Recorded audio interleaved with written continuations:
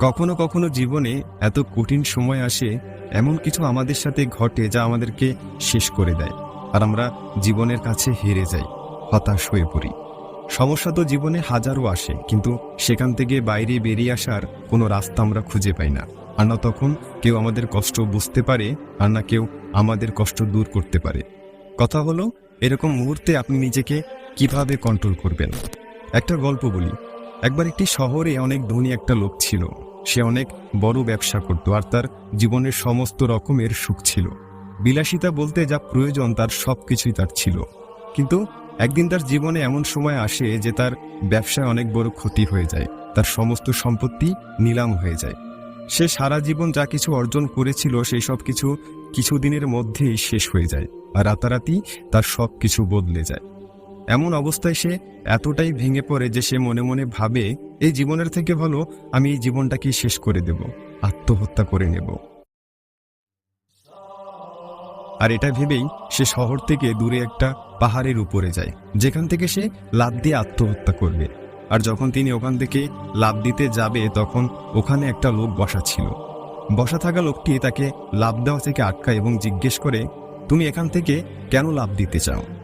তখন লোকটি বলে, আমার জীবনে একটা সময় ছিল যখন আমি অনেক বড় ধনী ছিলাম, কিন্তু জীবন আমার সাথে এমন খেলা করেছে যে আজ আমার সবকিছু হারিয়ে গেছে। আজ আমার কাছে কোনো কিছু বেঁচে নেই। তাই এমন জীবন নিয়ে আমি কি করব? এর থেকে ভালো আমি নিজেই নিজেকে শেষ করে দেব। তখন ওই বসে থাকা লোকটি তাকে বলে, তুমি তোমার সম্পত্তি হারিয়েছ, নিজেকে হারাওনি। সম্পত্তি রোজগার করার ক্ষমতা, বুদ্ধি তোমার কাছে কালকেও ছিল, আজও আছে। সময়, পরিস্থিতি এগুলো বদলে যায়। কাল তোমার ভালো সময় ছিল, আজ খারাপ সময় চলছে। বিশ্বাস রাখো, আগামীকাল আবার সেই ভালো সময় ফিরে আসবে। মনে রাখবে, আশা কঠিন সময়ের সবথেকে ভালো বন্ধু।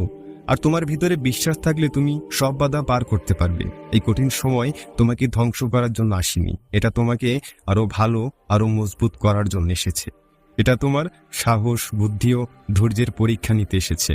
তাই তুমি তোমার বিশ্বাসকে নষ্ট করে দিও না। নিজের ঘরে ফিরে যাও এবং পুনরায় শুরু করো। যা কিছু তোমার কাছে ছিল সেটা আবার অর্জন করো। এই লোকটার কথা শুনে ওই ব্যক্তিটির মাঝে নতুন করে আশার আলো জ্বেলে ওঠে। সে ভাবে, সত্যিই তো, অর্থই তো শেষ হয়েছে, আমি তো শেষ হয়ে যাইনি। আমার পরিচয় কি কেবল আমার সম্পদ? সম্পদ আমার কারণে ছিল, আমি সম্পদের কারণে নয়। আর আমি চাইলে আবার সম্পদ রোজগার করতে পারি। এরপর ওই লোকটি শহরে ফিরে আসে আর নতুন করে কাজ শুরু করে। আর কিছুদিনের মধ্যেই সে আবার ধনী লোক হয়ে যায়। এই ছোট্ট গল্পটি আমাদের শিক্ষা দেয় যে সময় যতই খারাপ হোক না কেন, সেটা একদিন ঠিক পার হয়ে যাবে। তাই যদি আপনার জীবনেও কঠিন সময় চলছে, তাহলে ভয় না পেয়ে তার সাথে লড়াই করে এগিয়ে চলুন। মনে রাখবেন, রাত্রি যতই অন্ধকার হোক না কেন, সকালটা অবশ্যই আসবে।